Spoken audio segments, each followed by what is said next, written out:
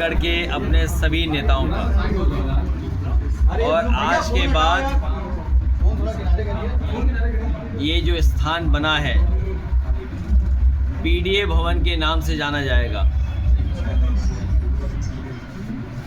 जहाँ कई बार हमारे छोटे पार्टी कार्यालय में बहुत लोग नहीं आ पाते थे। इसीलिए ये बड़ी जगह बना करके, जिसमें हम लोग कार्यकर्ताओं के साथ बैठक, अपने सभी विधानसभा के नेता समय समय पर अपने क्षेत्र के कार्यकर्ता जनता की सुनवाई करते रहेंगे। जहां आजमगढ़ ने 10 विधानसभाएं 2 लोकसभा जिताई हैं, नेताजी को, धर्मेंद्र को, और उन्हें बहुत कम समय के लिए मौका दिया यहाँ सेवा करने का।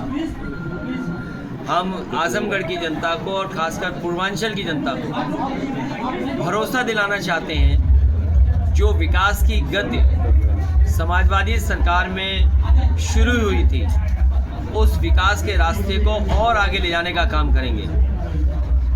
ये एक्सप्रेसवे का बनना, इसका अलाइनमेंट, इसकी टेक्निकल डिज़ाइन, फाइनेंशियल बिड या जितने भी एक्सप्रेसवे के मानक होते हैं, उस मानक के तहत और देश की सबसे प्रतिष्ठित जो कंपनियां थीं, उन कंपनियों को टेंडर देकर के केवल इस उम्मीद और इस भरोसे के साथ कि 17 में सरकार समाजवादी पार्टी की बनी गई थी, सरकार में LOI नहीं इशू हुआ था, हालांकि इलेक्शन कमीशन से परमिशन भी मिल गई थी, और LOI इशू नहीं हुआ था और परिस्थितियां बदल गई, सरकार नहीं बनी। जिस क्वालिटी का समाजवादी पूर्वांचल एक्सप्रेसवे बनना था, जिस समय इसका शिलान्यास हुआ था, विधानसभा के सामने हमारे साथ जितने साथी बैठे हैं, आदरणीय बलराम यादव जी, आदरणीय माधव प्रसाद पांडे जी, आदरणीय हमारे दुर्गा प्रसाद जी, रामासे विश्वकर्मा जी, पार्टी के जिलाध्यक्ष हवलदार यादव जी, संग्राम, या जितने भी साथी जिनका मैं नाम नहीं ले पा रहा हूँ, अंबिका चौधरी जी, आदरणीय अंबिका चौधरी जी, ये सब लोग शामिल थे उस विधानसभा के सामने। लैंड एक्विजिशन से लेकर के आगे, तो जिस मानक के साथ ये बनना था, उस मानक के साथ नहीं बनाया सरकार ने, जिसकी वजह से आज भी उछलते हुए आना पड़ता है। और सोचिए तो आप इस बात को कि मुख्यमंत्री जी ने अपना जो गोरखपुर लिंक बनाया है, वो भी शायद 6 लेन का नहीं बनाया, और बनते बनते जो पहले बन जाना चाहिए था, शायद इतना महंगा कोई एक्सप्रेसवे नहीं बना होगा, जो उंगली दूसरों पे उठाते थे। अभी जो उद्घाटन हुआ है 90 किलोमीटर का लगभग, वो 7,000 करोड़ से ऊपर का बना है। क्या आप कल्पना कर सकते हो? और वो भी 4 लेन। हमारे मुख्यमंत्री जी को ये नहीं पता है कि 4 लेन सड़क होती है, 6 लेन एक्सप्रेसवे होता है। और जो सुविधाएं यहाँ दी गई थी, एक मेडिकल कॉलेज PGI के बराबर, उसके एक्ट के तहत डॉक्टर्स का अपॉइंटमेंट, या और जो कर्मचारी होते हैं उनका अपॉइंटमेंट, सुनने में आया है कि पुराने कर्मचारियों को हटा करके नए कर्मचारियों को शामिल कर रहे हैं। ये आउटसोर्स की व्यवस्था ये इसलिए लागू की है बीजेपी, कि अपने लोगों को खुश कर सके, अपने लोगों की कंपनियों को काम दे सके। समाजवादी सरकार बनने पर फेस वाइज इस आउटसोर्स व्यवस्था को हमेशा के लिए ख़त्म किया जाएगा। आउटसोर्स की व्यवस्था ख़त्म होने से पक्की नौकरी, सरकारी नौकरी ख़त्म होती है और आरक्षण ख़त्म होता है। ये भारतीय जनता पार्टी के लोग समय समय पर आरक्षण ख़त्म करने की बात करते हैं। इन्हें वोट का डर है, इसलिए सीधे सीधे नहीं कहते हैं। इसीलिए समाजवाद या सेकुलरिज्म के बहाने पीछे से ये साजिश रचते हैं। समाजवादी व्यवस्था, जहां हमें संविधान बाबा साहब भीमराव अम्बेडकर जी सामाजिक न्याय के लिए आरक्षण और आर्थिक गैरबराबरी को दूर करने के लिए सोशलिज्म, दोनों तरह की आर्थिक और सामाजिक गैरबराबरी को दूर करने के लिए जो समाजवादी व्यवस्था लागू की है उसके खिलाफ ये लोग हैं। इसीलिए समय समय पर ये सोशलिज्म के खिलाफ बोलते हैं, जो नवाजवादी बोलते हैं, जो डी कंपनी बोलते हैं। सच्चाई तो ये है, नवाजवादी लोग बोलने वाले जब उनकी पार्टी की स्थापना हुई थी तो लगता ये है कि उनकी फंडिंग किसी और ने की थी, जिसकी वजह से आज भी उन्हें नवाजवादी याद है। ये रिसर्च का विषय है। मुझे उम्मीद है कि आप रिसर्च कर करके सच्चाई बताएंगे, और जब सच्चाई सामने आएगी तो आप पाएंगे कि कभी इन्होंने अपने स्थापना के समय पर अपने कार्यक्रमों को सहयोग, आजमगढ़ के लगाव की बात है। बीजेपी के लोग दबे ही जवान से कहते हैं कि कहाँ हमें मुख्यमंत्री थोप दिया दूसरी पार्टी का। जो मुख्यमंत्री जी हैं वो अपने बारे में बोल रहे थे, क्योंकि वो बीजेपी के सदस्य कभी नहीं थे, वो बीजेपी की स्थापना में भी शामिल नहीं थे। यहाँ जितने लोग बैठे हैं समाजवादी पार्टी के स्थापना के लोग हैं।